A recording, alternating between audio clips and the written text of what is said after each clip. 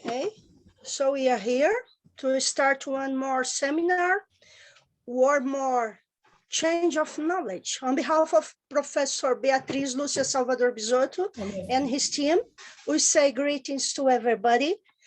It is a pleasure to be here. And the issue today is abuse, child abuse.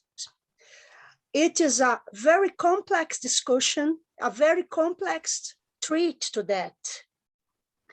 In advance, I would like to say that Professora Rejane Bergamaschi is here with us, but no voice. She is aphonic. So we have a test of her that I will read opportunely.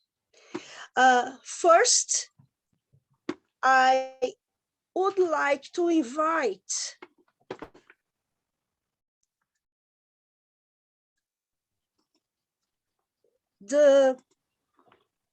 just a moment.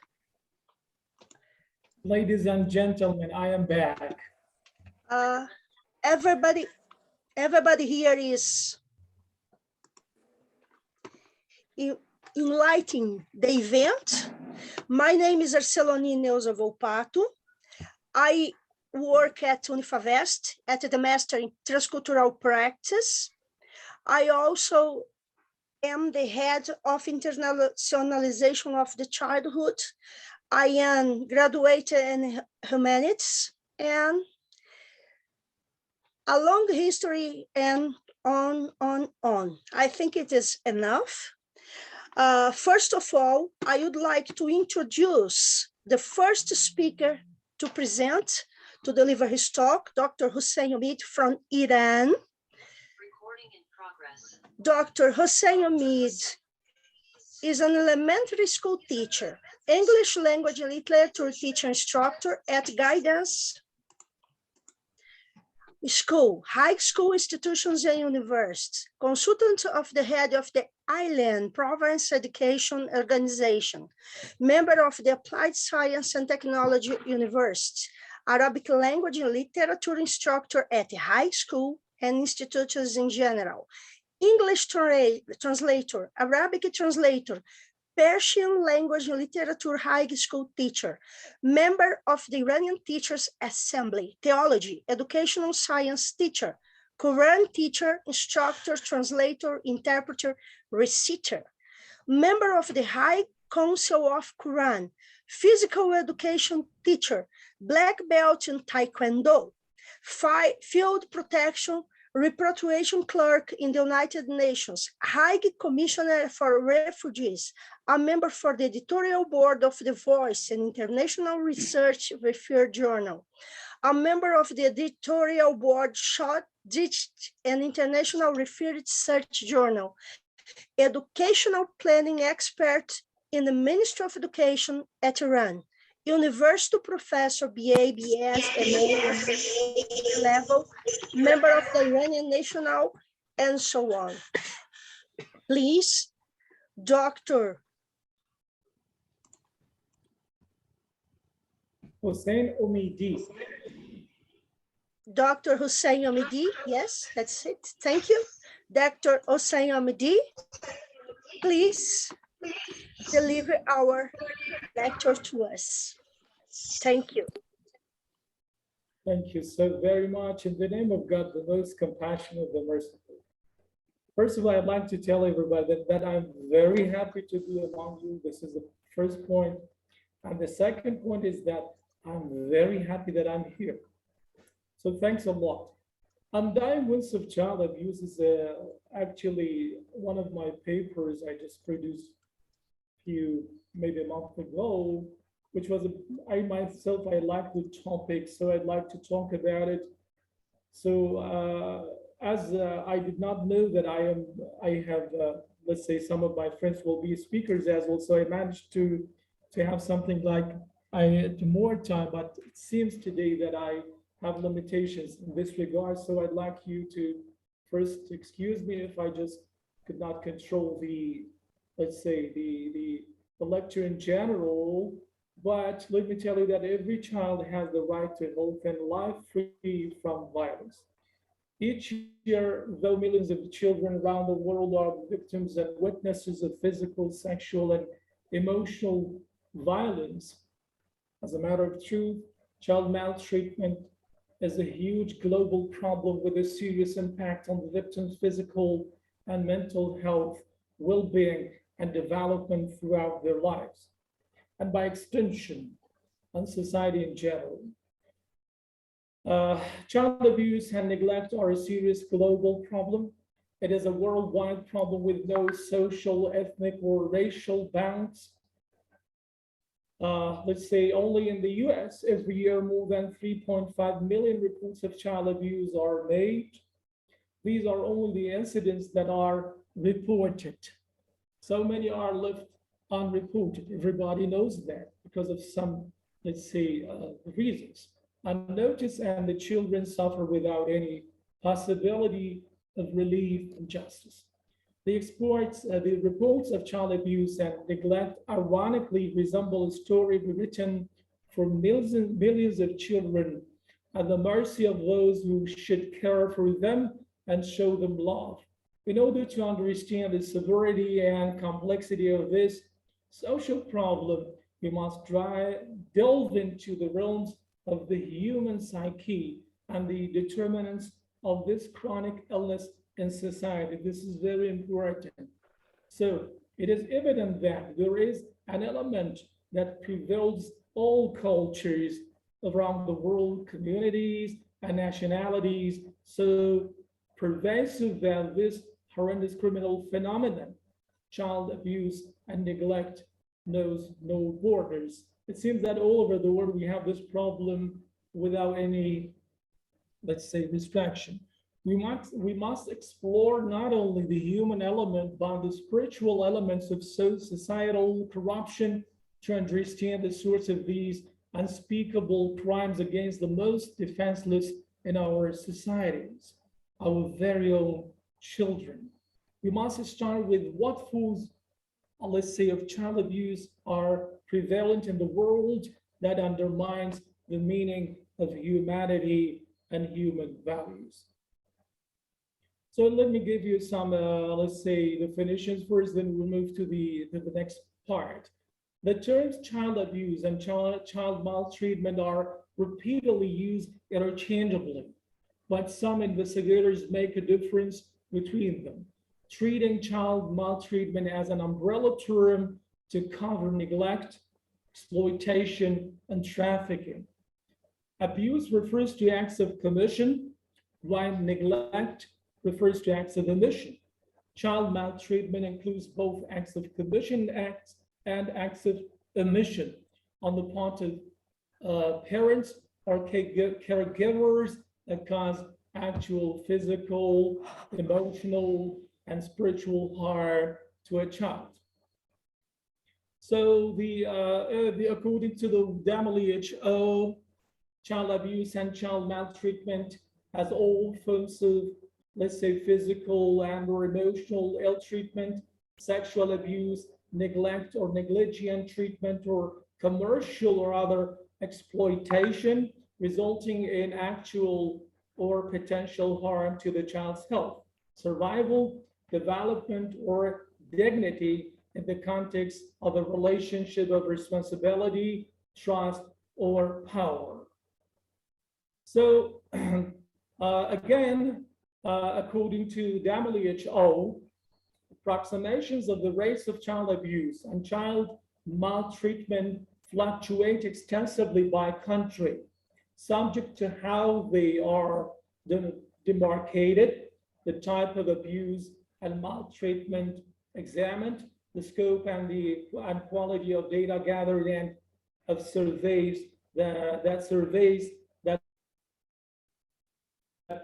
ask for self-reports from victims, parents, caregivers. While the numbers and statistics are easy to formulate and even grasp, there is an underlying quest that punctures the very soul of mankind. Describing cruelty against another is a simple yet appalling matter. It is a reality of human existence and of life is routinely accepted as normal. Friends, that is where the real problem lies. We have been indoctrinated and the sensitized to the actual evil that this problem demarcates in human society. So, in general, those wicked ones have not been vanished yet. I'm talking about the, let's say, devil inside human beings. And the point is that we are the only creature in the world that harming others in the way we do. We are harming people who are among us, like us, and being born by us. So this is one major, let's say, thing that it's really just restricted to human being in general. So there are several forms of child maltreatment comprising physical, sexual, psychological, and emotional abuse, as well as neglect. Physical abuse as a child of a child is when a parent or caregiver causes any non-accidental physical injury to a child. Some signs of physical abuse are striking, kicking, burning, biting, and so on. So it is worth mentioning that all kinds of child abuse and neglect leave the affected child with enduring wounds that are physical or psychological, but they are the emotional wounds that leave the child with permanent effects, damage to the child's sense of self, the ability to child healthy connections and function at home, work, or school. So the fight against child abuse must encompass the fight against evil and dark entities and forces among mankind on earth, because I myself like to talk about spirituality more than anything else in my research always. And whatever I write is mostly about the spiritual, let's say, education. Because of what is happening in this world nowadays and the lack that I feel, especially after the pandemic, we know that spirituality is much more important than many other aspects of life. That's why when I write something or talk, I just don't neglect this part, this.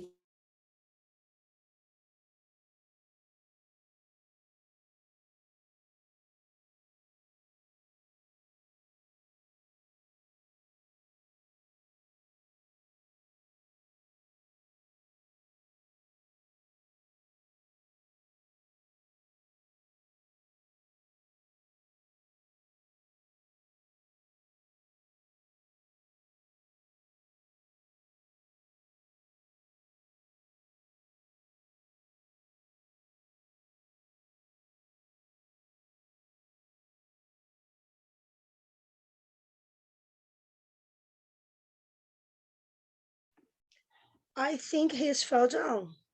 He's not. Okay, I thought it was me. Yeah, maybe. Okay. Yeah, I will Okay. present. I will present the next one, and as soon as possible, Dr. Yeah, Hussein Omid, continue. yes, thank you so much. This is the, so I don't know, I don't know where I was in general.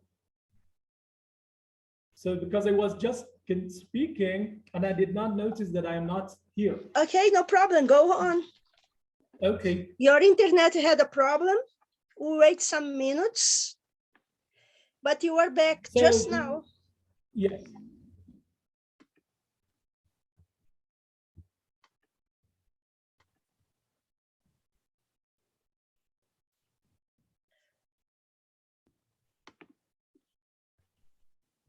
No? Dr. Okay, Omid, thank you so much. could you go on? Shall I continue? Yes, please. The child is, as I was telling you, the child is left with a physically battered body and a mentally disorientated psyche that no longer functions as it should. And this is a let's say, disastrous impact of child abuse in general. And as I was telling you that spirituality plays a major role in healing in general, later I will talk about it specifically. This is the price the sacrifice calls for. In fact, a child's soul is stolen to satisfy the hunger of the power-thirsty entity behind the actual perpetrators. A parent must be under the influence of such a beastly entity to inflict such cruelty upon his or her own child. Others, such as child molesters and child slave traffickers, are also injected with the poison of the evil entities promoting such inhumane acts. So the exposure by the child traumatized by such violence during childhood can increase vulnerability of that child to mental and physical health problems like anxiety disorder and depression in general, and even make victims more likely to become perpetrators themselves of violence later in life. That one aspect of the results of child abuse at such gross levels of humanity are proof that there are greater forces at work behind this seemingly apparent human weaknesses. The worst evil is one that can promote its cruel designs in the most innocent souls. The fight against abuse must encompass the fight against evil and dark entities and forces among mankind on earth.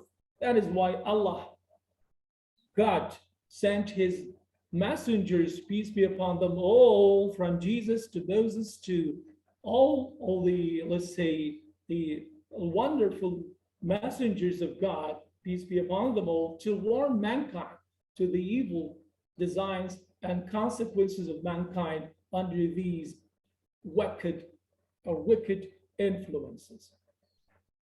So in general, most often, emotional abuse, which was one of the abuses, let's say, which is one of the most, let's say, impacts of, let's say, or the outcomes of abuse in general, is a pattern of behavior that causes damage over time.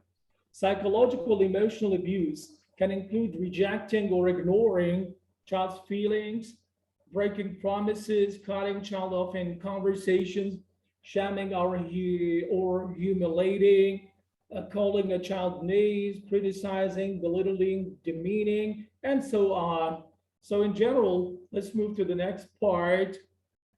Some signs of emotional abuse in a child are physical, such as delays in development, wetting bed and pants, speech disorders, health problems like, let's say, ulcers, skin disorders, obesity and weight fluctuation, and behavioral such as habits like sucking, biting, walking, learning disabilities, and developmental delays, let's say violence, cruelty, and so on. And let's say regarding physical abuse, there are some signs. These signs are in a child can be physical, such as an injury to a child, that can include visible and severe injuries, injuries at different stages of healing, on different surfaces of the body, explained or unexplained visible signs that do not make sense in general.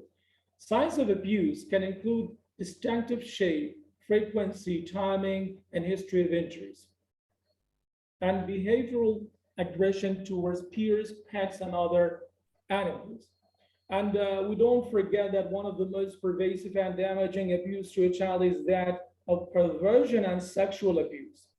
And I will not continue that much because it will take a long time, because later I will move to, let's say, much more important aspects of child abuse and, let's say, methods of healing them in general. So I will give you some other examples because these information in general, this information is general. So let me, let's say, focus on the sexual perversion. One of the most pervasive and damaging abuse to a child is that of perversion and sexual abuse. And by the way, I myself have, let's say, a good research on 4 novels, 21st century novels by American novelists, and which are those 4, let's say, novels are mostly having protagonists who are abused sexually by sick people, to, let's say, to make sure that people are familiar with such kind of literature first, and secondly, to let people to feel and even to shed tears when they read such kind of stories and think more about the bestiality behind the perpetrators and the abusers of such innocent creatures of Allah. Sexual perversion entails the most corrupting effect to a child's mind and spirit. Unfortunately, one of the most damaging abuses. They may overcome the physical scars and fears as they grow older, but they can never escape the horrors and dehumanizing effects of sexual abuse by those who impose their strength and power over a child to satisfy their animalistic tendencies. Sexual abuse is perhaps the most defining or defiling to an innocent child's soul and spirit. The union of two souls is a divine arrangement permitted only under Allah's God's consent. So why to violate it? When we are spirits and kids are the most innocent spirits and they come from God, why to abuse such beautiful creatures? This crime is not only an ignoble act, but a sin against the very basic human elements that God provided humans with. A sin against oneself, against others, and against God himself. The one act that was divinely administered by Allah for the procreation of humanity, used as a self-degrading and perverse assault on innocent children is an admonition. Let's say admonition, sorry.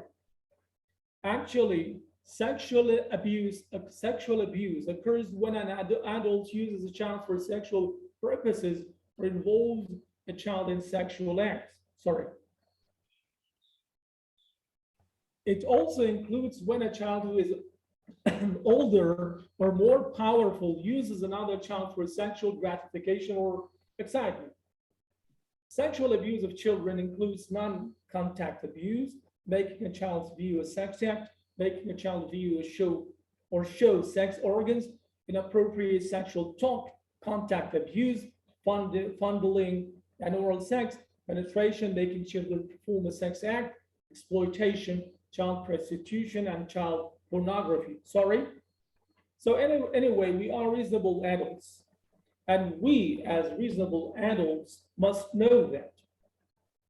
We are constantly aware of the signs emanating from children suffering this torture. You must also be ready to confront the perpetrator and deliver him or her to the authorities for punishment. We must be willing to step in to defend a child without wavering. Sometimes we are the only defense they have. Don't forget that, ladies and gentlemen. Sometimes we are the only defense they have. We would be guilty of propagating such horrors if we hold back for fear of consequences. We might even save a child from this agonizing reality. So there are some signs, so I will not mention them because of the shortage of time. We'll move to another part, which is nurture versus nature versus a nurture debate. The propositions put forward by these studies only console the basic human condition as a basic physical entity without accessing the condition of underlying truths, such as the human spirit and its creation in the essence of God. Some believe that we are human beings and we have the spirit which comes from above. Some don't believe in that. I am addressing the people who believe that, because I myself, I do believe that we came from above and our spirit is holy and we have a mom and a dad, Adam and Eve, and I do follow Abrahamic religion. Okay, so it focuses on a human body without a spirit or a true soul. The heart is the seat of all truth and emotion. Therefore, a defiled heart will demand acts that violate God's will and goodness for humanity. We cannot judge a human heart, but if not for the actions of the being. Actions talk. We don't know what's going on inside our hearts, but the actions show who we are.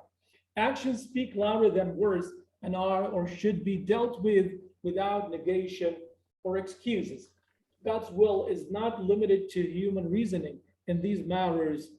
Regarding the child's sexual abuser's motives for committing such crimes against a child, it is good to know that the nature versus nurture debate raises philosophical questions about determinism and free will. It debates the common description of the controversy of the relative importance of heredity, nature, and environment, nurture, in the causation of human behavior. So some people believe that human behavior has to be explained by both nature and nurture. Some others believe that the understanding of man's psyche must be based on the analysis of man's needs stemming from the conditions of his existence and the most powerful psychic forces motivating man's behavior stem from the conditions of his existence, the human situation. So some other like epigenetics, or let's say scientists in this let's say field, believe that they reveal that what counts is not what genes you have so much as what your genes are doing. So what our genes are is not important, because especially we are living in a kind of a not stable environment in general, and the environment is moving every day. Something is happening, maybe every moment, every second, every minute, something is happening. The world is changing, so our genes are changing. Their behavior changing based on, let's say, the environment in general. So we cannot stay back and just repeat the same story of what nurture or nature. No. So the epigenet, they reveal that what counts is not what genes you have so much as what your genes are doing. It merely stating that what your genes are doing is influenced by the ever-changing environment they are in. Factors like stress, nutrition, and exposure to toxins all play a role in how genes are expressed. Epigenetics research demonstrates how genetic and environmental elements continuously interact to produce characteristics throughout a lifetime. In point of fact, it's not true that genes do things independently of their context. Instead, genes do what they do because of the context that they are in, namely their environment. So as proven and seen by these human studies, wicked behavior is reduced to the human element with no consideration for the human spirit, which was given mankind, let's say, made in God's image. Again, once more, I put emphasis on the presence of the Spirit and the Holy Spirit and God Himself in our bodies and souls.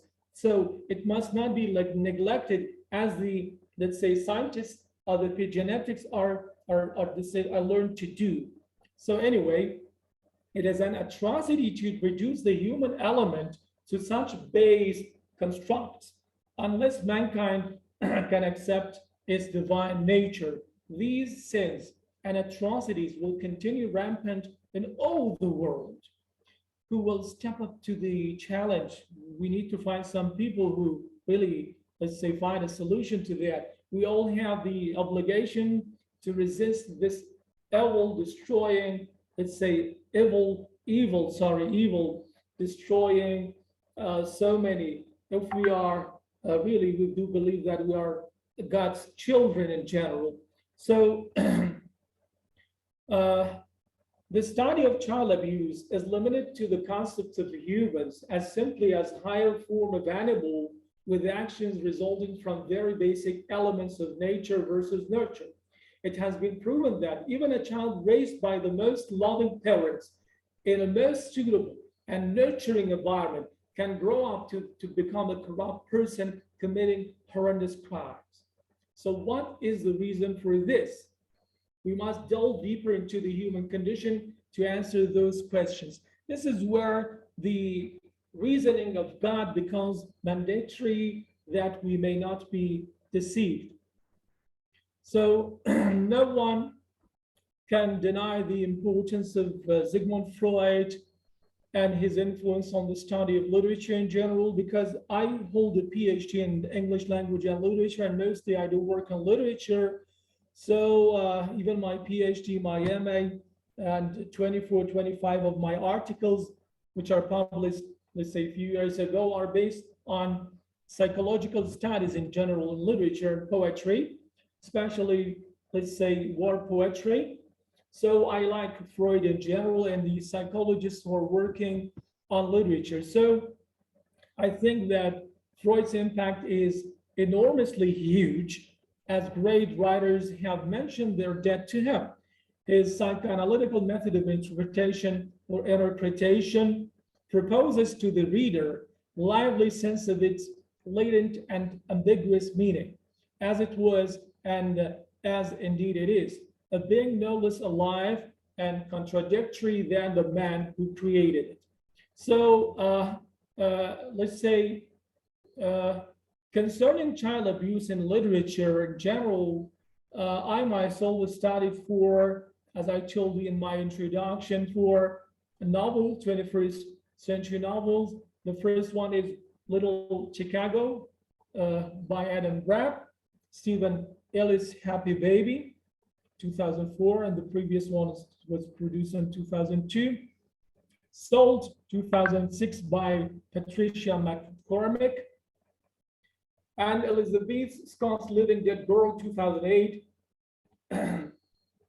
It seems that these stories may help to have a better understanding of, let's say, the theoretical aspects of the child abuse in general. So I'd like you, if you want and you're interested, to read these, let's say, novels, to be more familiar with, let's say, the psychology of the, let's say, the children who are abused, the protagonist, and the, let's say, the perpetrators, the bad characters in those novels, to see what is going on in their minds and to enjoy it, because the reading of literature is mostly to have pleasure, delight, and instruction, understanding in general. So as I was telling you, reading critical reviews and critical analysis of other scholars can help us to have a better understanding of, let's say, these stories. So I will not talk more about the, let's say,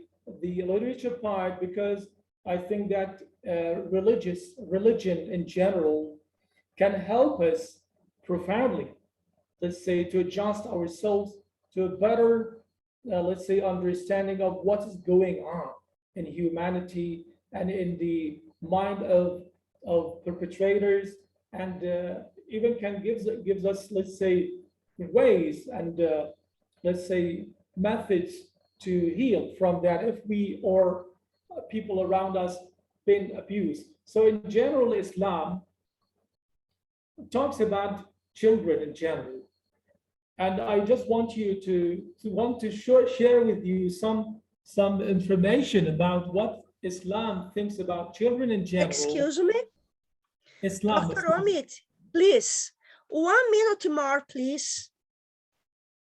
Please, 1 minute more to finish your presentation. Okay, so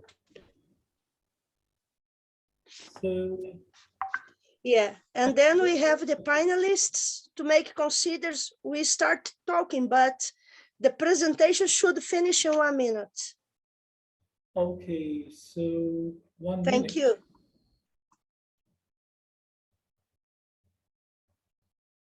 So finally, I insist that child protection is a duty to all, and more so a concern for other social scientists who contribute to the understanding of the concepts and strategies of child protection, and the responsibility for adults and institutions with roles in ensuring the safety and the human care of children under their care.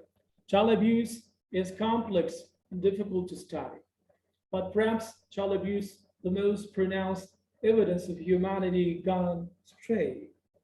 It demands our concern and earnest efforts to eliminate the suffering of so many innocent children More importantly, it should open our eyes to the true nature of humanity in the time where God is absent from lives of the majority.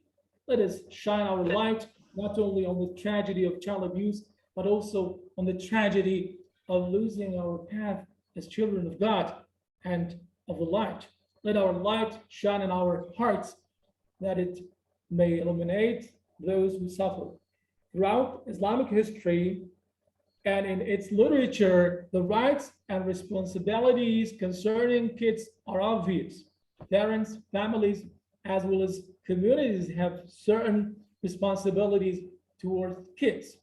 Most of those responsibilities are compulsory. This is very important. There is no doubt on the doomsday, Allah will question adults about the treatment of their brutes. Allah has provided all we need. It is within our true, I just four lines, sorry. It is within our true nature to step up and answer the call to save the children in the world or of the world.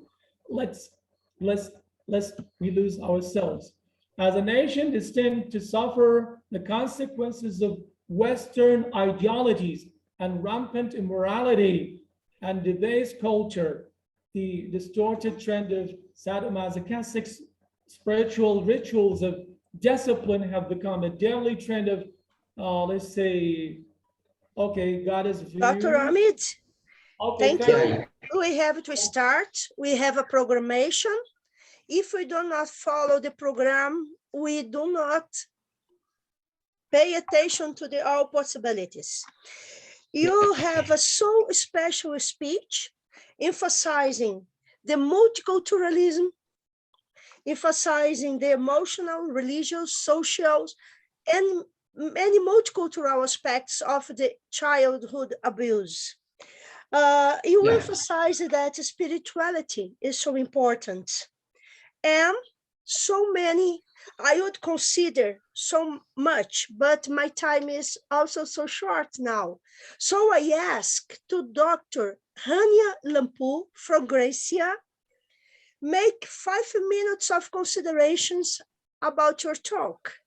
Please, Dr. Hania, I will present all curriculums at the end, not to cut the talk about childhood abuse.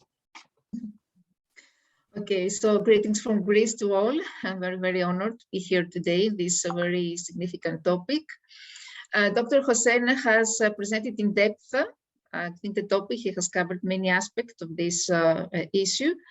And we need to focus on also child labor, which has all these aspects that he has already mentioned, the worst forms that is slavery, or trafficking or any other illicit activities.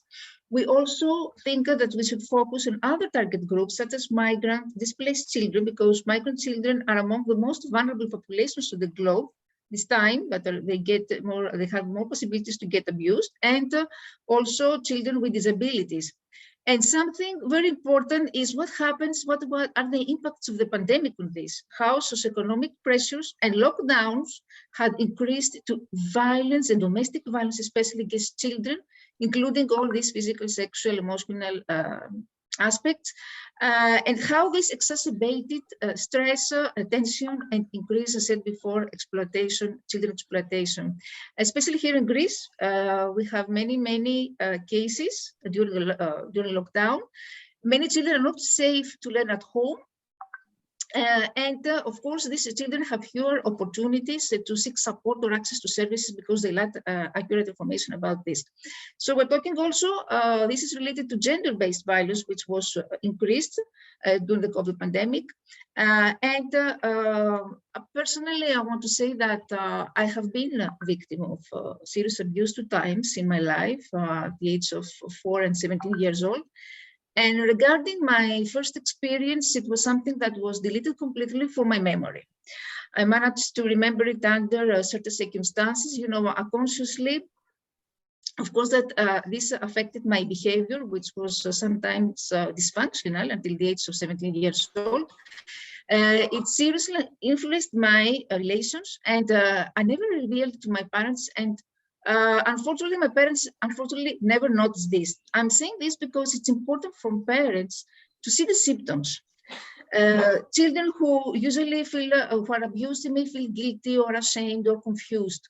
And there are also signs that we need, if we're parents, to see beyond, to see changes of their behavior, such as aggression or depression or frequent absences from school, to see any strange social withdrawal or any desperate need for help. Of course, what Dr. Hossein said is what is the most important consequence is that the child who is abused is more likely to abuse others as an adult. So this violence is passed down from one generation to the next. So it's important, it's critical to break this cycle of violence. And this has also, this maltreatment causes stress which is associated with disruption in early brain development, because extreme stress can impair the development of nervous and immune system. And consequently, as adults, maltreated children are at increased risk for behavior, physical, mental health. And these children are more possibilities to smoke, to have problems of obesity, to high risk sexual behaviors, alcohol, substance of alcohol, and drug misuses.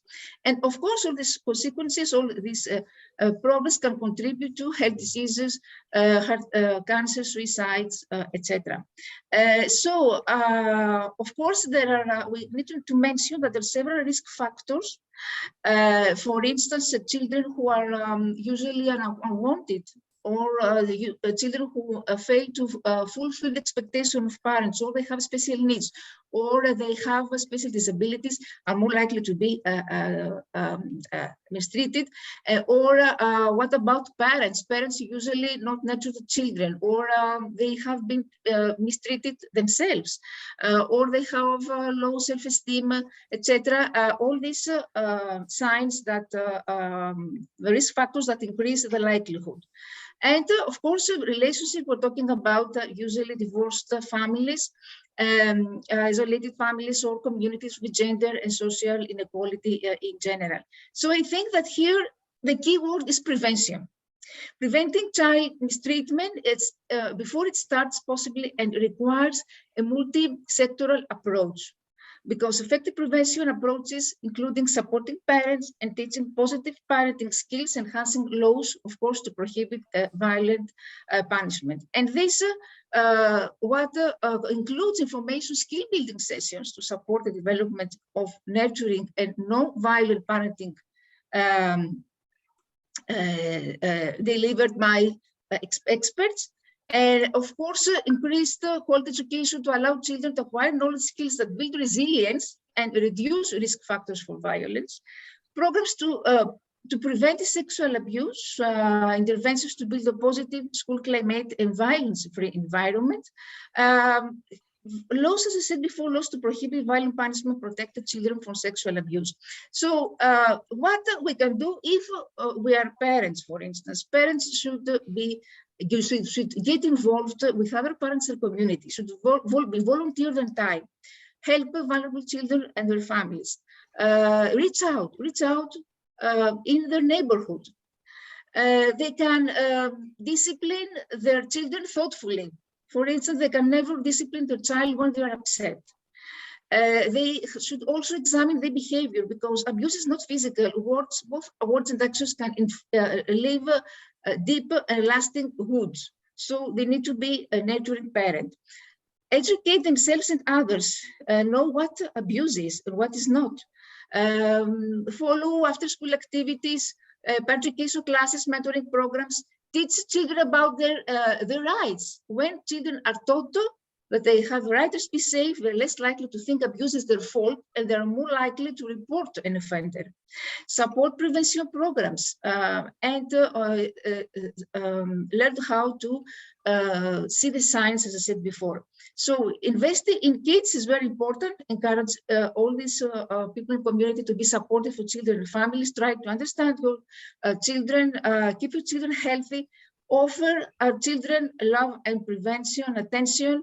I forgot to say that it's important to teach also children how to stay safe online, because cybercrimes, cyberbullying, and all this is very, very, very important, especially during the COVID pandemic. We have many, many cases of this. About the treatment, we can see that this treatment usually has 4 steps. How we need to define first the problem, identify the causes, design interventions, and disseminate information. This could have medical care, but the most important is psychotherapy. Why? Because talking with a mental health professional, this can help a child who has been abused to learn to trust again. Teaches child about normal behavior and relationships, because I said before, children usually adopt after being abused these abnormal behaviors and dysfunctional. Teach children conflict management and boost self-esteem. And there, in these cases, 2 kinds of therapies are used: trauma-focused cognitive behavioral therapy, which actually helps children to manage distressing feelings and to deal with trauma-related memories, and child-parent psychotherapy, which actually involves children too. So we need to, of course, on a micro level, communities should evaluate the effectiveness of policies, of laws and programs designed to prevent and respond to child maltreatment. And in more general place, we need to eradicate all this forced labor, to modern slavery, human trafficking, and secure prohibition, elimination of worst forms of child abuse, including the use of child soldiers. Thank you very much. Because we didn't mention, but this is a child of abuse. Children who are used in wars is also a kind of abuse. Thank you very much. Dr. Lempu, what a fantastic presentation. What a fantastic reflection. Thank you. Congratulations. At chat, we are receiving congratulations to your talk. Now, really great. It is your first participation. Now we go on in a few minutes. This is Dr. Rania Lempu from Greece. Rania Lempu is a global educator, STEM instructor, ICT teacher trainer, neuroeducational research, international keynote speaker, author of scientific books from Kids and Global Peace Ambassador in Greece. She has a postgraduate degree in language teaching related to cognitive neuroscience, and she is also a passionate researcher on cognitive neuroscience and neuroeducation. Currently, she is a STEM instructor at the Greek Astronomy and Space Company, Annex of Salamis, and she is also working at the Greek Ministry of Education, at the Director of Educational Technology and Innovation, where she writes STEM's project for Greek schools. She has been awarded many national and international prizes, over 120, and she is Global Teacher Award 2020 and 2021. AKS Awards, winner at the Global Teacher Prize finalist in 2029. Recently, she has been selected Global Icon 2020, featured in Patient Vista magazine. Among the 10 top women entrepreneurship featured Fortune and among 100 most successful women in business, featured in the Amazon book by Global Trade Chambers. She also promotes STEM vision by introducing STEM in astronomy and physics projects and combines STEM with language testing. She is the founder and international coordinator of many innovative international projects that focus on United Nations Sustainable Development Goals described in 2030 Agenda at UNESCO.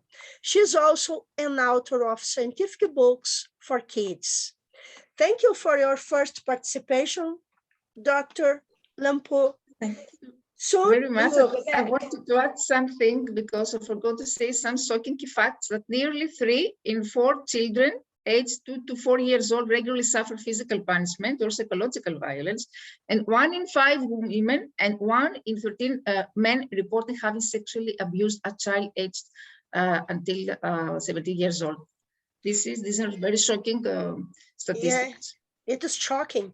In Brazil, last data we have is before the pandemic, 2019, yeah.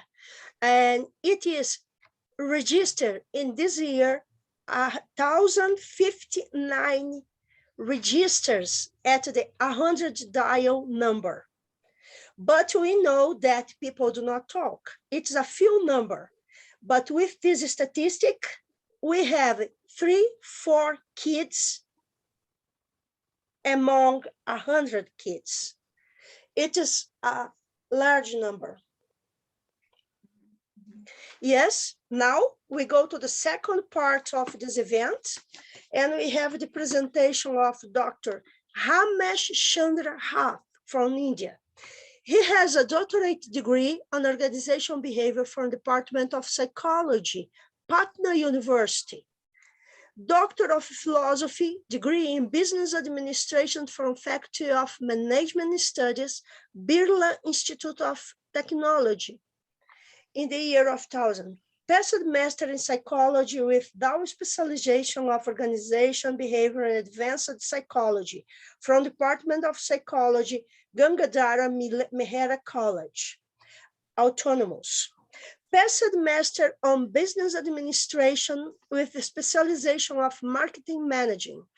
Passed +3 graduation degree in Psychology from Navagar College, Navagar affiliated to Utkal University, Vanivihar Bhubaneswar, Odisha in 1994 with securing first-class honors. Passed 2+ degree from Navagar College, Navagar affiliated to CHSI Bhubaneswar in Odisha. She passed the high school certificate. Dr. Ramesh has a very huge curriculum. Dr. Ramesh, please, you have 10 minutes for your presentation. Thank you, ma'am. Professor Dr. Astroli, for your brilliant recognitions. I honor to Professor Beatrice, Professor Dr. Hussain, Professor Dr. Mahmood, all invited delegates, research scholars throughout the globe. My presentation, this is my presentation. I am keynote speaker, not my presentation, because I am a keynote speaker in international report, so that I am sharing my PPT without delay, because you are assigned me few seconds, that is a few minutes or 10 minutes. So within the stipulated time, I'm going to share my PPT. Am I audible? PPT is visible, am I audible? Yes, you are. Yes, yes. PPT is visible, yes or no?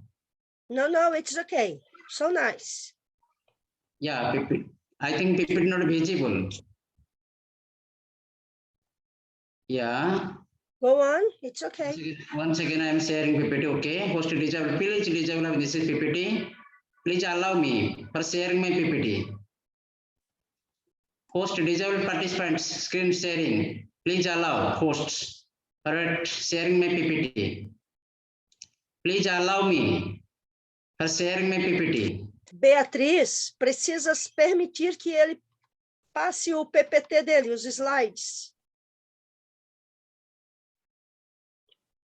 Please allow me. I'm sharing. I'm unable to share PPT. Yeah. Beatriz? Só um pouquinho, eu já tinha dado a permissão para ele. Ok. It's okay, Yeah. Dr. Now it's okay. Now it's okay. Okay, now it's okay. Yeah. Now it's okay. Yes, please. Okay. Yeah, it's coming. Yeah, it's coming. Yeah. Yeah. It started, but Yes. not here. Yeah. Okay, Yeah. perfect. Once again, welcome to all the participants, delegates, research scholars throughout the globe.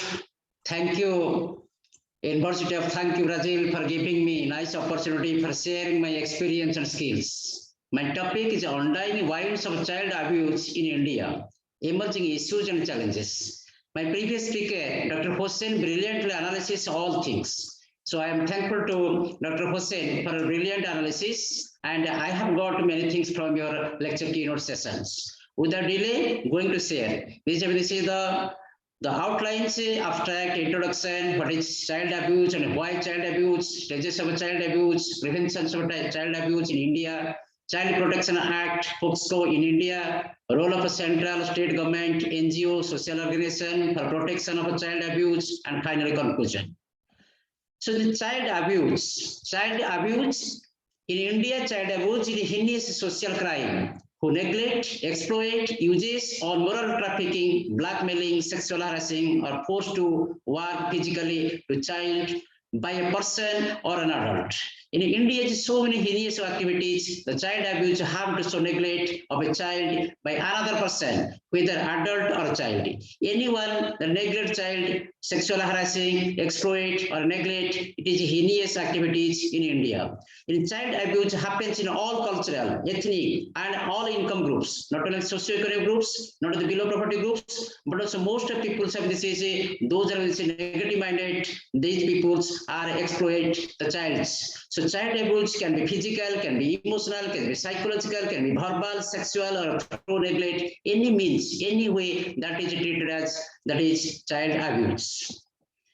In the introduction, child abuse is one of the most important time that is human life, because the child is the future, child is the future of the nation, future of the country. So that in human life, there is a child abuse most development periods, that is the most crucial period. It is during the childhood that most of the foundations of one's personality as developed. So experiences and relationship throughout the child shape how children will ultimately relate with the others. That is depends upon the perceive themselves of experience, going to become the internalized such that they affect a person's daily life experiences. The most devastating, the child remains as significant, long-term, and often lifelong consequences in child sexual, either physically or mental abuse that are treated as child abuse in India throughout the globe.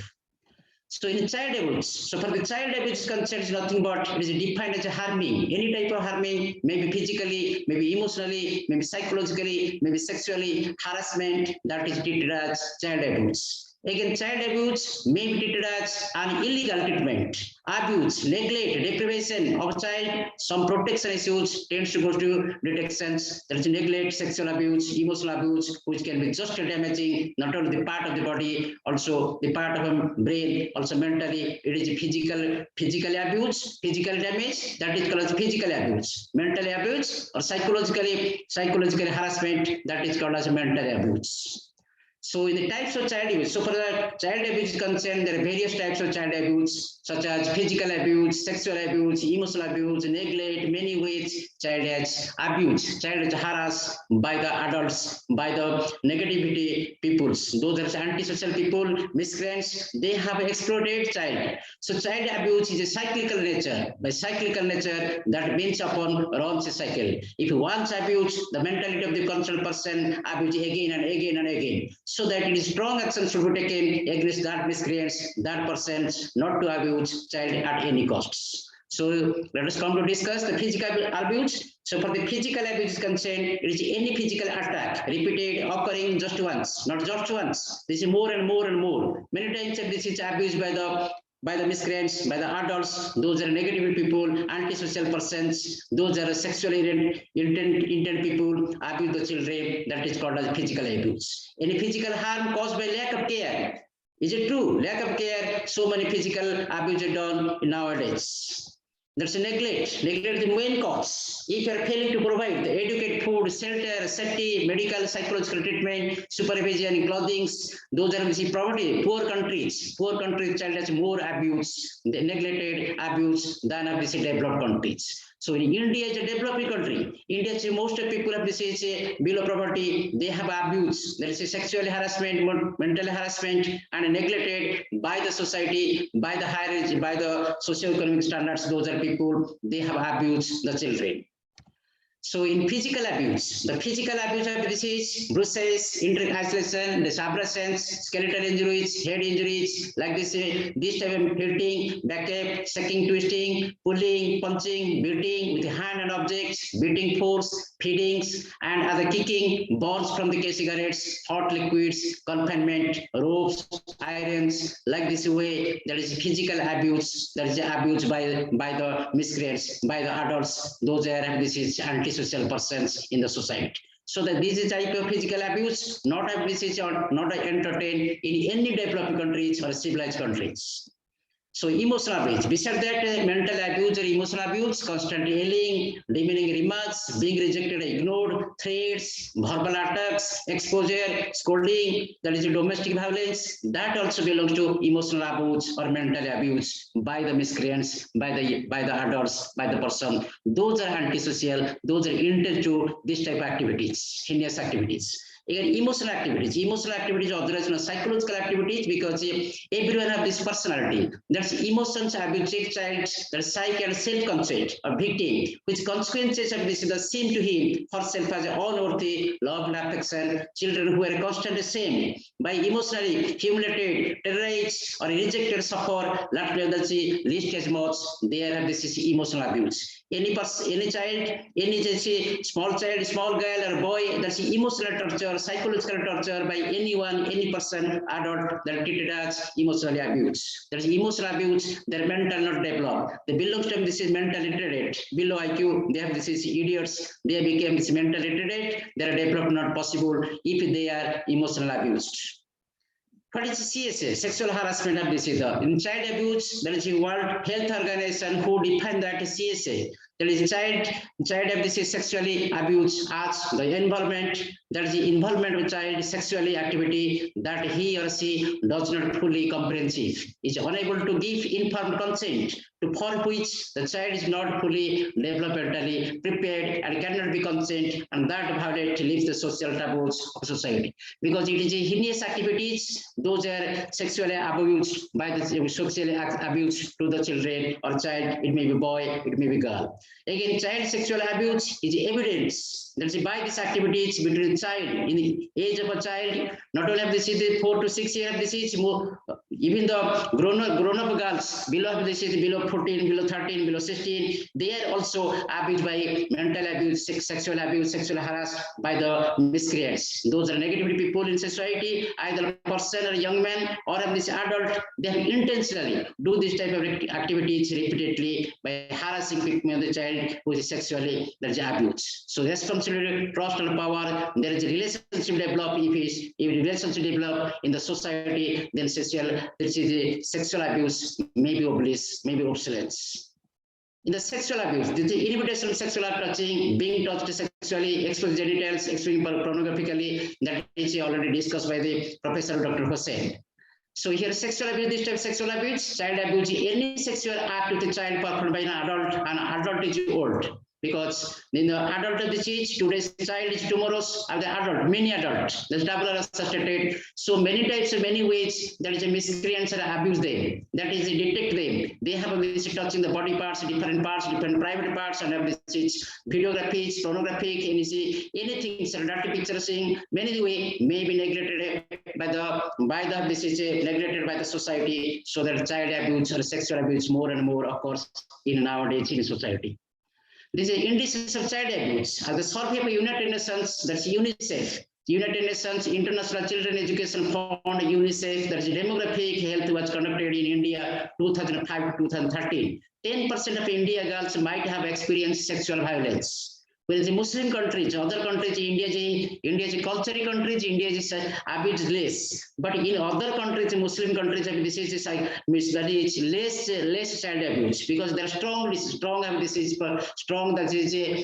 adaptations. Due to strong adaptation, strong law in Muslim countries, Iraq, Iran, like this, the many countries, their abusement, sexual harassment is very less. But in comparison, India is so increased because India is a democratic country. So my research study experiences sexual violence when they have aware of course in 10 to 14 years, age is more, that is 42%. In Indian girls have gone through the trauma of sexual violence before their 10 years. So in the teenage periods in India, most of sexual harassment occurs in comparison to other developed countries. Particularly the Muslim countries, I praise to Muslim countries because Muslim countries are adaptations, particularly South Arabia, USA, that is Dubai, like this so on. Muslim countries, there are strong adaptation, strong action against this rapist, against this child abuse persons. There is a sexual abuse is very less. What makes child abuse? Once in a child, if they have children, teenager who are sexually curious or experimenting, so many people have experienced child that's curious because in teenage they have an interest. So whatever may be, this is not right to abuse them. They have medical, mental problems that needs treatment. If these children this age after this harassment, after abuse, they need to be physical treatment, medical treatment, mental treatment, psychological treatment, so that they're because they have a mental problem. If their mental treatment, psychological not have this treatment properly by the psychologist, they have become the mental retarded. There are opportunities who lack of feelings or other person for others who are antisocial personality or disorders. Those have those persons have this type of activities, they have influence, they have this is interested, they are antisocial persons. They have opportunities, they got the chance. If they have got the chance, they have a go for this type of heinous activities. So that they are in this situation, they have an ongoing sex drive detected towards the children. So the child abuse at any cost not entertained at any civilized society. The types of child abuse. The types of child abuse, there are many types of child abuse in like child sexual abuse includes touching behaviors and non-touching behaviors. There are two types of abuse: sexual abuse, the child sexual abuse, touching behavior, as well as this is non-touching behaviors. So in touching behavior, there is a funding of child body sexual pleasure. For getting the sexual pleasure, if you touch the body of the child, that is the heinous activity, that also crime. Again, there is a kissing, a child with sexual undertones. If you undertones of this is kissing, let's say kissing or have this hugging, that's a hug to the child, this is also heinous activity, is a crime in India. Rubbing genitals against the child's body, touching the private parts, and making child touch someone else's genitals, inserting objects of body parts inside of this the private parts, mouth, anus of a child, like this so on. This is also belongs to called as a touching behavior of this is sexual abuse. Then go non-touching behaviors, encouraging child to watch, that is you hear sexual acts, watching a child in a state of a nudity. If nudity, this is nude, the nude position, if it's pornography or photography or state of watching, this is also heinous act in the child abuse. And adult making suggestive comments to the child that are sexual in nature, exposing private parts of the body, that is a child abuse, not entertained at any cost. Encouraging. Dr. Hamesh, excuse me. Yeah, ma'am, please. Please, Yeah.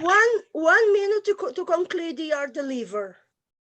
Okay, no problem. Okay, no problem. This is grooming processes like this one. These are grooming process of child abuse. So the hierarchical models of child abuse, that is this is target of a victim, graining tossed, filling the needs, isolation. This is most of the child abuse occurs in a society nowadays. This is indicators of child abuse sexual. There are two types of indicators, the physical indicators and mental indicators like this one. The physical indicators like this, difficulty walking to sitting like this one. This is by behavioral indicators like this. There is a depression, regression, social withdrawal, developing fear, phobias, anxiety when child is abused physically, mentally, psychologically. Then go for the effects of child sexual abuse. This is discourse of others themselves, anxiety develop, shame, guilty, and self-hatred, isolation, depression, anger, drug, alcohol, mental illness, suicide. They have this is committed after this abuse by someone, miscreants. Then go for prevention of child abuse, like this one. Then counsel it properly, but right, tell child that they never trouble. If they tell secrets, if there are parents, that's control. They have this is the counsel by proper counsel with her, by parents, with the mother, with the lady teacher, with the psychologist, and they understand our counsel properly. Which part is touchable, which part is not touchable. So that situation, child abuse may be reduced. No one should you touch someone else the private parts. This is the feelings. This is the understanding of this concerned child. So that child understand that she may not be allowed to others for this child abuse, for touching the private parts of her bodies. like this legal frameworks in India, that's a POSCO Act in 2021 implemented in India. There's a strong act of this against child abuse. These are legal action POSCO 2012 was formulated in order to effectively address sexual abuse, sexual exploitation of children. These are so heinous activities, and in this act, there's a punished, severe punished like this one.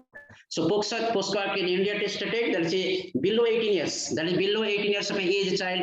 If abused by someone, exploited by someone, harassing by someone, then treated as a child abuse. It defines in terms of sexual abuse, including touching, non-touching behavior, assaults as well as sexual harassment, showing the sex videos, images like this one. This is also committed as treated as a child abuse. So that situation, the advisors have these family members. Take proper care, trust the positions, police, teacher, doctors. They have to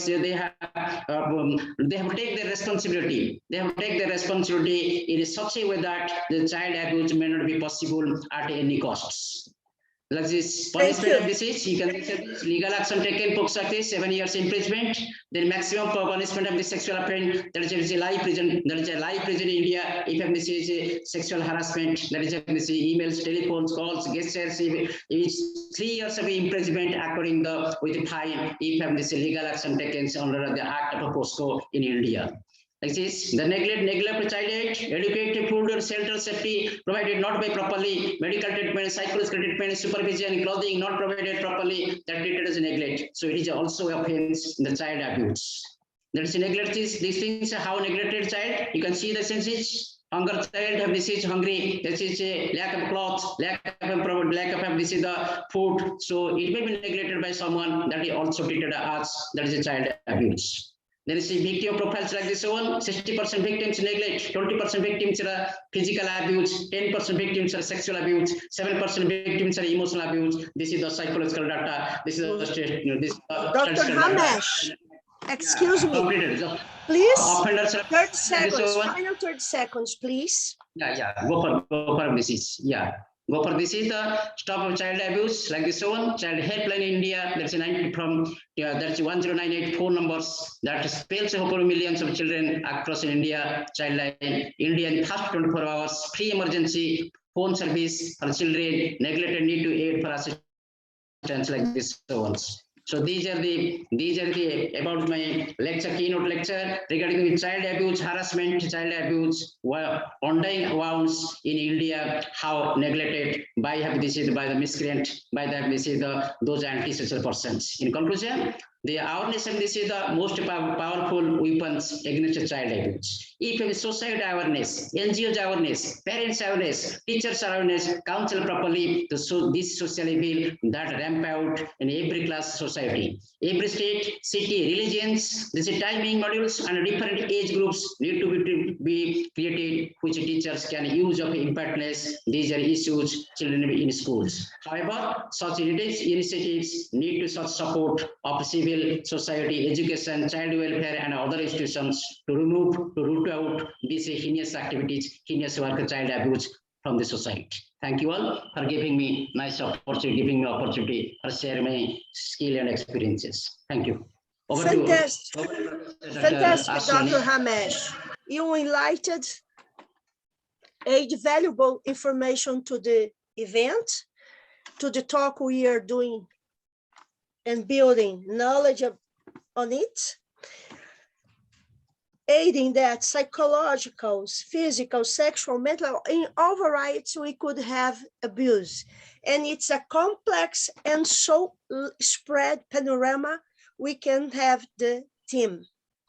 Now I will introduce Dr. Rejane Bergamaschi.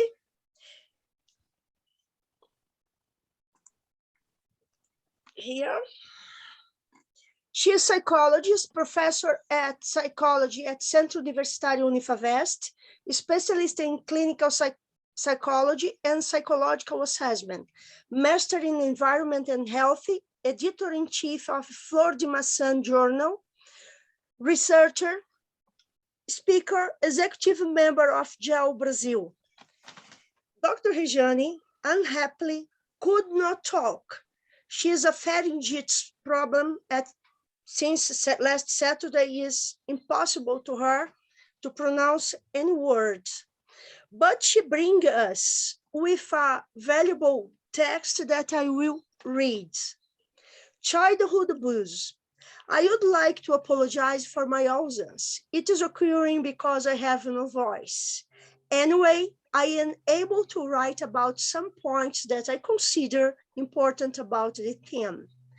I would like to bring attention about 2 points. First, obviously, it is about the psychological trauma. The child feels shame because he or she doesn't know exactly what happened, but the child knows that something wrong happened because it is said to the child that nobody can know about the fact. Or, in many times, it's said that her or his family will be suffering something terrible if they have the information. Inside it, children will imagine many things because they don't have experience, behaviors, self-support, even adult support for them to face that situation. Children are weakest point in that situation, and time goes by. Abuses increase in frequency, and child's emotional situation becomes more and more compromised, worse and worse, until the an adult realizes the situation. This has happened many times until an adult sees it, because it can happen many times. If an adult doesn't see, and that's where we have the second point that would like to focus on our attention to. Thus, I would like to expand the situation for adult life.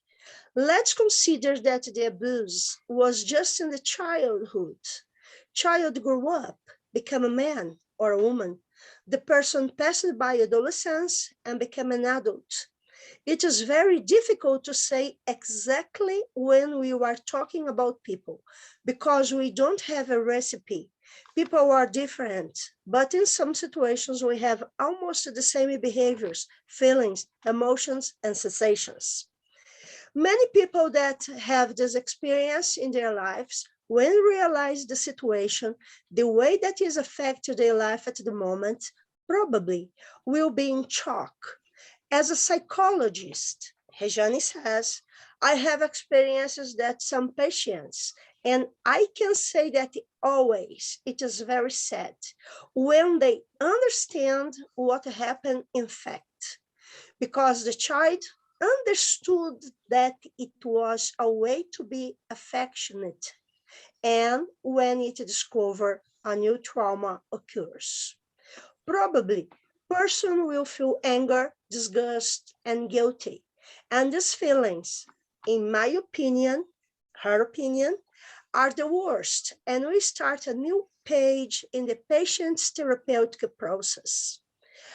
I try to bring there a little bit of a big, severe problem of our society that many times, many people can't see actually, but it exists and brings us many emotional traumas, emotional disorders for the subject. And on the other hand, we can say that can be treated with psychotherapy.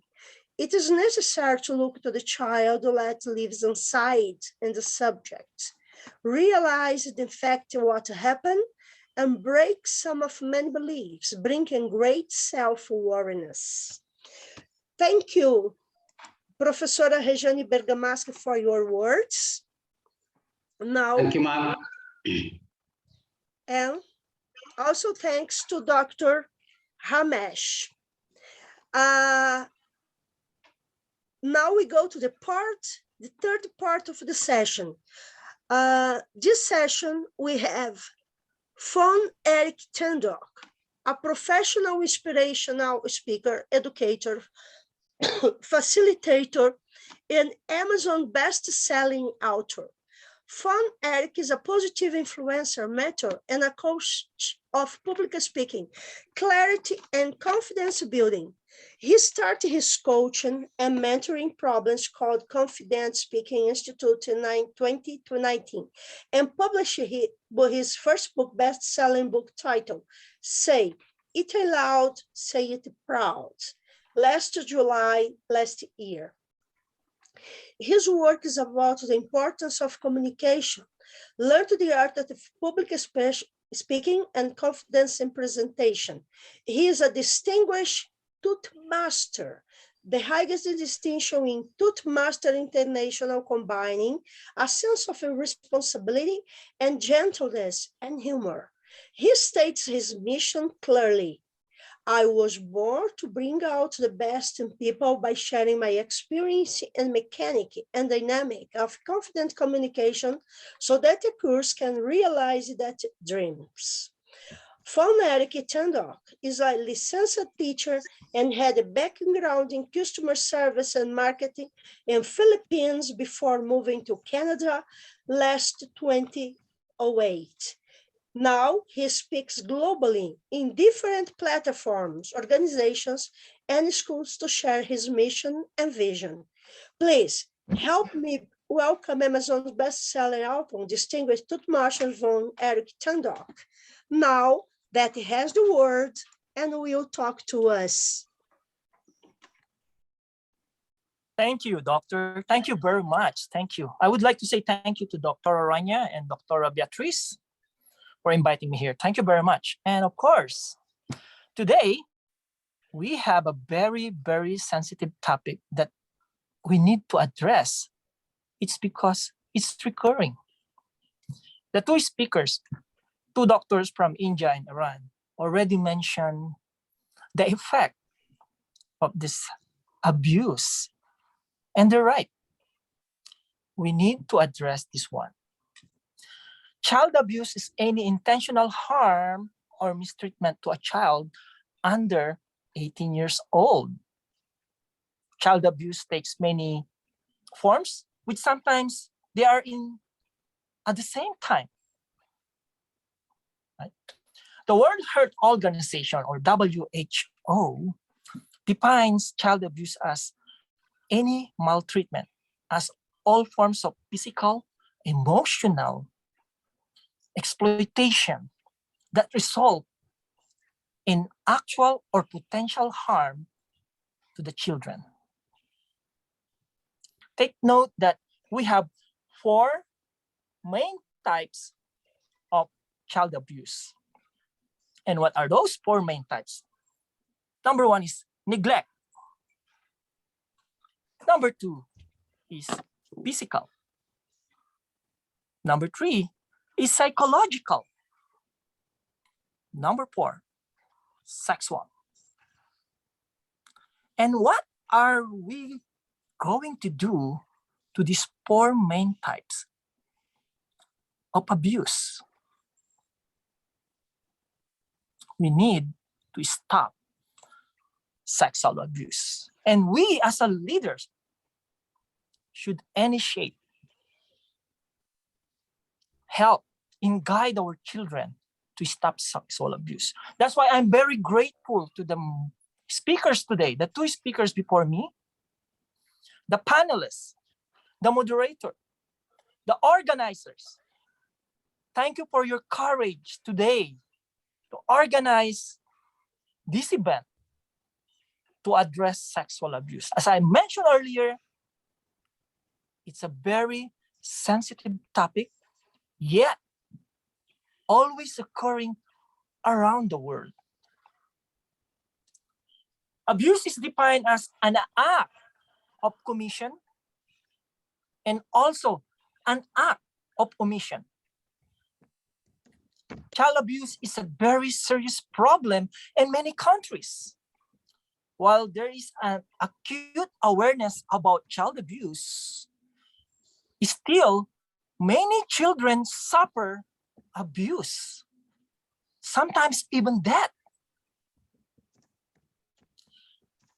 In a busy emergency room, healthcare workers sometimes, or maybe most of the time, doesn't recognize the signs and symptoms of abuse, particularly those below 18 years old. Children are actually suffering from a hidden epidemic brought about this sexual abuse, maltreatment, physical, And the most common is the neglect. We should wage a war against this to protect our children. And Dr. Omidi mentioned a while ago, while I'm listening to him, he mentioned that we, the adults, are the one who are aggressor to these children. And very, very important is to take care of the children, because one day in the future, they will become a parent too. And we don't want these children to do the same to their future children and grandchildren. The US, for example, has one of the worst records among industrialized nations, losing 5 children in average every day. Ladies and gentlemen, we must learn to recognize early signs of abuse in order to help save 5 children that die every day from child abuse and neglect. 5 children every day. And that is only in United States. How much more in Greece, in Brazil, in India, in the Philippines, Canada, Georgia? I'm very grateful to you, Dr. Beatrice, for organizing this event. Really, really important. Let's go back to the 4 main types of abuse. Neglect. What is neglect? May include inadequate healthcare, education, supervision, protection. That is the most common form of abuse, the neglect. And when we say neglect, that is actually given to them like there's no excuse. You neglect your responsibility as a parent. My father is the victim of this neglect, because he was not sent to school. He wants to go to college. He never did. And what's the effect to my father? He became alcoholic. And what is the effect of being alcoholic? I'm not ashamed to share to all of you, my father beat my mother. That leads to their separation. At early age of 5 years old, my parents separated. See, that is only one main type of abuse, neglect. My grandmother neglected her responsibility to his son, to my father, her son, and the effect. My father became depressed, frustrated, and became alcoholic, and he lost his family.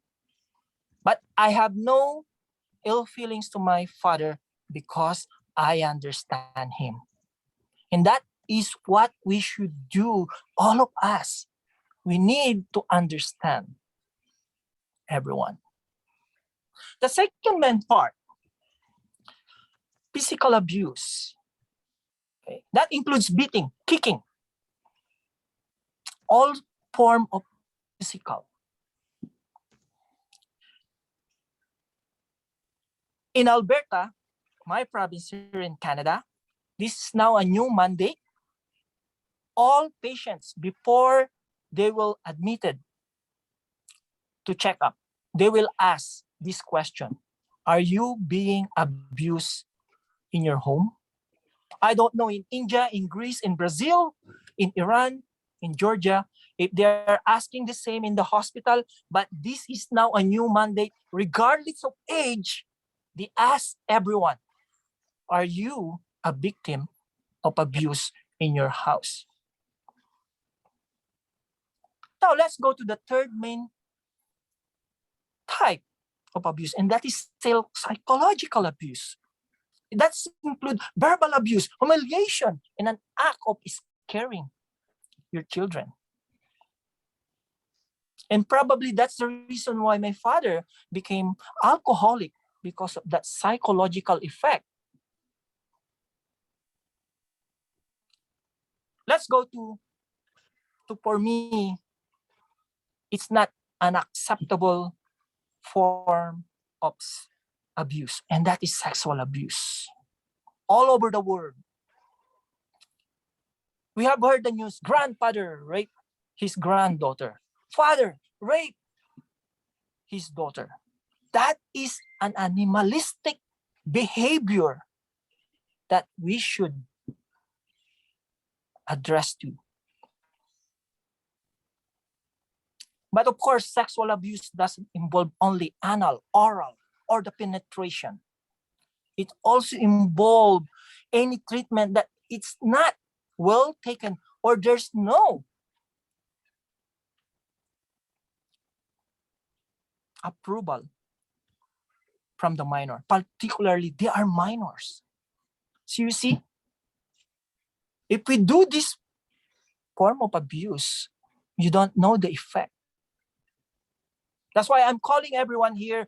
I hope there will be more events like this in different parts of the world, and we will invite all speakers, leaders, doctors, educators to speak about this topic. I will end my talk because I believe I'm now 10 minutes talk, and it's already mentioned by 2 doctors from India and Iran. They talk about their studies about this topic. Thank you very much. Again, thank you, Dr. Rania, for recommending my name here to the Dr. Patrice. Thank you, everyone. Thank you. It's a pleasure to listen to you, Dr. Tendok. And what we see is that abuse, child abuse, is around the world. No social level, no intellectual level, no. It is everywhere. It's surrounding us every time. And just a better way to see something, not a proper way to see, is abuse. We can abuse with the eyes, we can abuse with hands, we can abuse with words, we can abuse in general. And it's so deep. As Dr. Lampour talked, as Professor Rejani talked, Dr. Obid at the beginning, Dr. Hamesh, and Dr. Tendok, we are treating with a great ghost that create a evil that is spread at any corner. It is serious, the problem is serious, and it is around the world. Well, I invite Dr. Lampour to start the talk. We have 20 minutes to a discussion now. And I think that the best way to do that is keep free to talk. I can't, it is not necessary that I say, you speak, you speak, you speak, not to stop the talk. Including the participation of Dr. Muhammad, for a long time is with his hand raised. Yeah, so 10 first minutes, let's listen to our invited speakers, and then we open the talk to people in general. Dr. Lampour, could you please? Do you want me to start questions? Yeah. You start questions or declarations. Okay. It is a talk now, yeah? Yeah, I see. When after listening all these interesting presentations, some very you know, I got emotional because we can see that in every house and in every family, there is a case of abuse, even if this is physical or emotional or sexual, etc. Unfortunately, sexual abuses, as Von Eric has mentioned, is becoming more and more frequent in families and households, and among also members of the same family, as he mentioned, parents, daughters, etc. So it's even more terrible. So I think that, as I mentioned before, the key is prevention. How we could prevent all these behaviors, what we can do on a level of education, on a level of healthcare, on a level of institutions, why institutions, criminal institutions, should be more severe. Because, for instance, here in Greece, we have very, very, you know, all criminals are out. They do not go in jail. We have not strong institutions here in Greece. So if they're not strong institutions, it's certain that the perpetrator of a crime will do it again and again. So it's a thing that is a cycle, this cycle of violence that must break. And we need the support of all of our communities.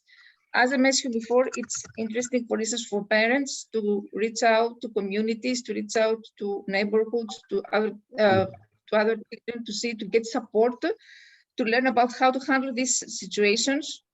Very important for children to learn how to speak out, because I had this personal experience and I never spoke out. I think that maybe it was a mistake, but I should have mentioned it.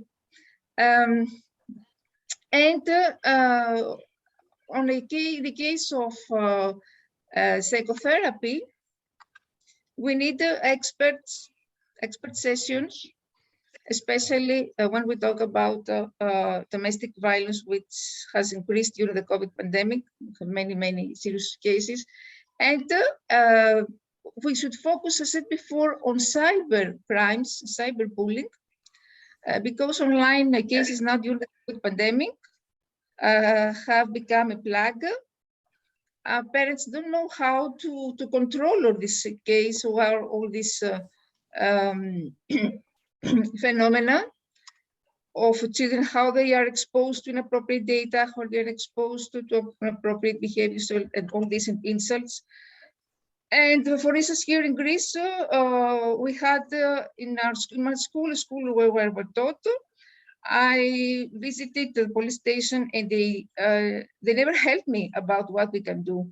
Even in this case, we reported cyber crimes with my students and they didn't help us. So that's why I said that we need strong institutions. Without strong institutions, we cannot progress. As I said before, we need also to focus on special target groups, such as women, migrants. As before, here in Greece, we have many refugees and children of migrants, and they are suffering. You know, they live in slums, in overcrowded places. They get victims of drug abuse, of slavery, etc. We have many, many cases. There are the women, as I said before, women with disabilities, many vulnerable groups that need more attention than others. And of course, the case of gender-based violence that I mentioned, this is also another case. What I'm trying to do is for education. I have launched some educational programs in Africa and Asia. In Nigeria, for instance, there are high rates of Nigeria there. They have launched a program started being implemented in public schools, and it combines STEM education with gender-based violence awareness in order to strengthen the idea of peace among these students. It's interesting to say that I started to work with peace organizations in Nigeria, with some women there, some girls, and you know, the next day, one of these girls was dead. So this actually case incited me to write this program and started implement it in Nigeria. This is about gender-based violence. And also here in Greece this summer, we had many cases of femicides and girls and crimes over girls. This because of lockdowns, and of course, and the impossibility of all these children to report this because they were trapped in their own homes. They lack of accurate information. They can't consult helplines. It's very, very important to support, to consult helplines. This is sometimes very helpful, but it's not easy for someone who is afraid, who is confused, who is panicked, and has all these symptoms and all these consequences.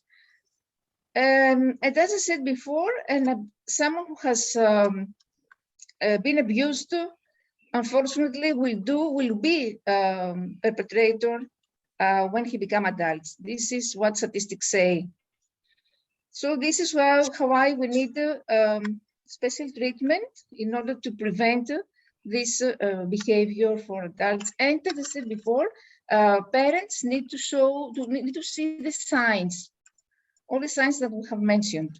If they are unexplained physical injuries, or they are any emotional abuse, self-confidence, or loss of self-confidence or self-esteem,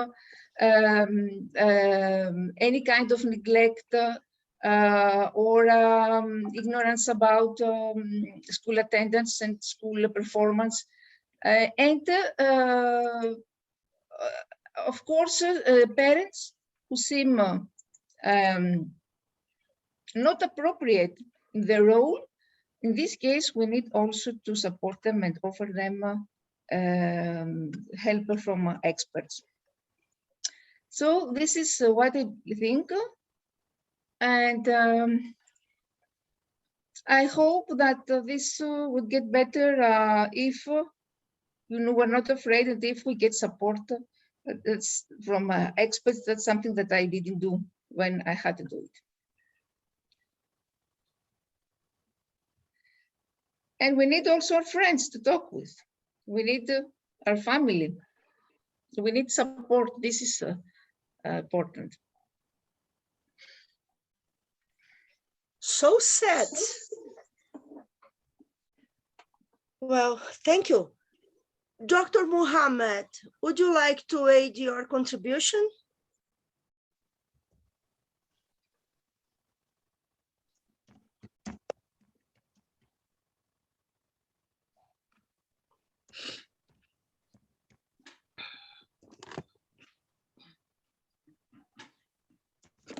Yeah.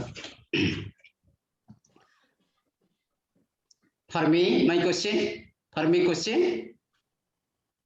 Dr. Ahmed, Professor Dr. Mohammed is raising his hand. Yeah. I am asking him if he would like to talk now.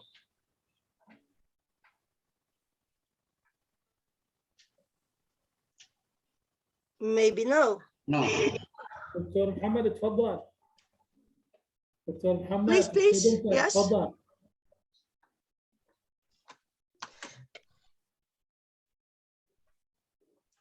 Yes, Dr. Omid. Yeah. That just in the name of God once more. Just I was telling Dr. Mohammed in Arabic. Just you can go ahead. Just. Yeah. Okay. Go ahead.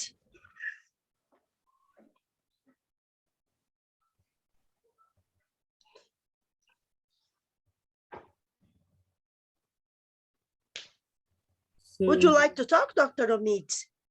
Yeah. Dr. Mohammed do not speak, so okay. In the name of God once more. Sorry, my name is Hossein Omidi. Hossein Omidi. No Omid. Hossein means handsome. Omidi means hopeful. So okay. Sorry for that. Hossein Omidi. Yes, Hossein Omidi.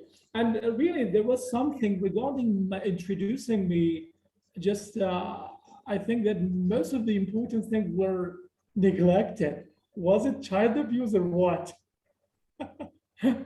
Because I have something else. So when you introduced me, you said many things, which was what you it goes back to 25 years ago when I was just 25 years old. So anyway, I think there was something wrong. Yeah, Yes. Dr. Hossein Omid, I have a question. Are you hearing to me, Dr. Hossein? Yes, Acha. Yeah. Acha ji. Yeah. I personally congratulate you for a brilliant session, keynote session regarding the ongoing violence of child abuse. Please tell me, what are the preventive measures taken by your country for overcome this type of child abuse? Sorry, I would like, so would you mind repeating, or just, I could not get you, sorry, I'm so sorry. My question is, what are the preventive measures taken by your country Okay, to yes, overcome this yes. type of child abuse? Yes. So really, I'm an English language and literature PhD. I work as a Deputy Director of Scientific and International Cooperation and Communication in the Farangyan Teacher Education University in the Islamic Republic of Iran. And I did my PhD in 2015 in BHU, Banaras Hindu University in India. And my, let's say, the title was The Wounded Psyche, a study in the poetry of Sikh Sassoon and Wilfred Owen. Then I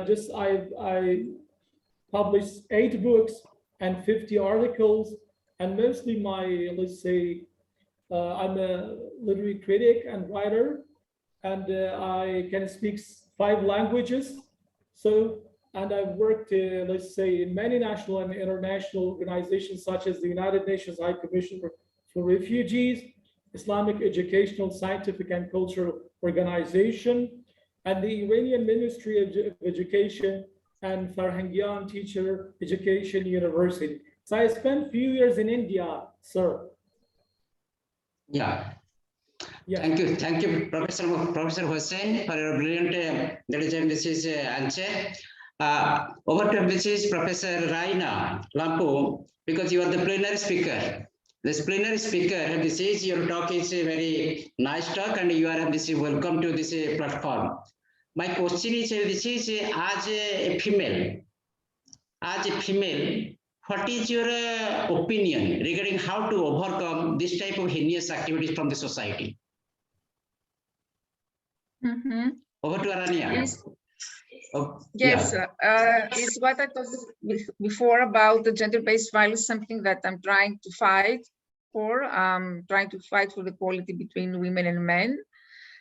First of all, from my position as an educator, I said that I'm organizing. Yes, I'm organizing, first of all, and students many women radio shows about women scientists in order to encourage my women to not to be afraid to be involved in STEM fields. So we organized many radio shows which were aired on European School Radio, many educational videos. And in the second part, I told you that I have organized many international projects that are implemented in Africa, especially Nigeria. And there I have integrated activities such as neurobiology of fear. It's very interesting for students there, you know, it is addressed to students to 11 to 14 years old, because after these students have already formed dysfunctional behavior. So I tried to target primary school students in order to influence somehow their behavior. So I integrated activities talking about neurobiology of fear to see what happens in our brain when we get abused. What are the hormones that we release? What are the neurotransmitters that we release? What happens there? So in this case, when they learn what our brain happens, what our body happens, these kids will not be abusers. This was my activity. And of course, I have integrated activities such as sociology, psychology, to see the facts, to see the statistics, what happens, why Nigeria is the first with the very high rates. Apart from this, I've combined this with arts because I think that arts are very liberating for children and very liberating, cathartic for everyone who is subjected from violence. So what I'm trying to do this is as an educator. Apart from this, I'm a president of many women organizations. I'm collaborating with Australia, with UK, and we're trying to deliver many lectures about women's empowerment, women's rights, and women entrepreneurship. And this is what I'm trying to do from my end. But of course, we need a lot to do more, especially about cases of abuse, especially sexual abuse for women, girls. And this needs, of course, collaboration with institutions, said before, and experts. Educators are all along cannot do many things. Thank you, Dr. Raina, for an excellent answer. Over to Professor Dr. Mohammed Hossain. Professor, this is Mohammed Tahir, Dr. Tahir. Namaste. Dr. Mohammed Tahir ji, Johar ji, are you hearing to me? Dr. Mohammed Tahir ji, have any opinion, have any question? Over to Dr. Beatrice. I asked this is what is your opinion regarding this theme? This theme is very interesting and sensitive theme nowadays. Yeah. Dr. Beatrice. The theme is so interesting. Yes. The theme is so interesting, and we have to thanks. Yes, Dr. Hossain Omidi. Yes, I'd like to thank everybody once more, but I myself didn't want to talk about my personal experience, but I will see it from this point of view, because what I'm talking about now is very important, and it can happen to every country, to every nation. The war. Don't forget that war is one of the most important, let's say factors or causes of child abuse in general. I will just mention the 8 years war between Iraq and Iran. You know, millions of people were influenced by the war. And, you know, when the adults are, let's say, abused, so how can they themselves protect the kids? So we need to focus on that, to put our focus on that. And whenever there is a war, of course, there will be child abuse. So I'd like you to focus on that too. This is one point, because I myself, I lived in such kind of environment during that war in 1980 to 1988 in the Middle East. So I just would like everybody to, let's say, to share this and to, let's say, acknowledge that war can be one of the major causes of child abuse to a community, the whole community. It's not just 5 cases in for example, one country. It will be hundreds of thousands of cases, abuse to adults, and let's say consequently to the children, because they themselves, they cannot, a woman cannot protect herself. How to protect her children? A man cannot protect himself. So how can, let's say, can we, let's say, expect him to not to neglect the children? And major things, security, safety, hygiene, and the, let's say, major elements of let's say, a normal life will be missed. So little on the psychological and the emotional parts, let's say, which will be, of course, neglected. This is one thing. And if you give me a few minutes, I'd like to just read a few sentences. You know, in general, even before birth, children's rights are respected in general in Abrahamic religions, especially Islam and Christianity as well, and Judaism and other religions. Children's rights are not guaranteed by the actions of their parents, their communities, or even their governments. God the Almighty himself guarantees children's rights. In Islam, children's right to live in a secure society and security itself is very important. To make it more clear, the rights of a child begin before birth and even before conception. In Islam, a man and a woman should not marry haphazardly. They both must dedicate their lives to worshiping and pleasing Allah and obeying Him. This would guarantee the rights of children automatically. Indeed, religious and legal marriage secures the rights of the couple's future children. In fact, among the basic rights of the child is to know his or her parents or lineage. According to the Holy Quran, and I will conclude, kill not your children because of poverty. We provide sustenance for you and for them. After a kid is conceived, it has the right to the sacred life, even if the parents fear poverty, for it is Allah, God, who is the provider and sustainer of all life. So thank you so much. Thank you. Thank you, you. Dr. Omidi. Thank you, sir. Yeah. Mona Lisa, Dr. Mona Lisa, are you hearing to me? Please introduce yourself, Mona Lisa. She is my research scholar. Mona Lisa, are you hearing to me? Mona Lisa Patnaik, are you hearing to me? Okay, over to host. Dr. Aslani, ma'am. Thank you, everybody. Dr. Beatriz, José Salvador Bisotto, would you like to talk something? No. No. I know. What No. we have, yes. Okay. So, it is a so severe theme. It is a so severe issue.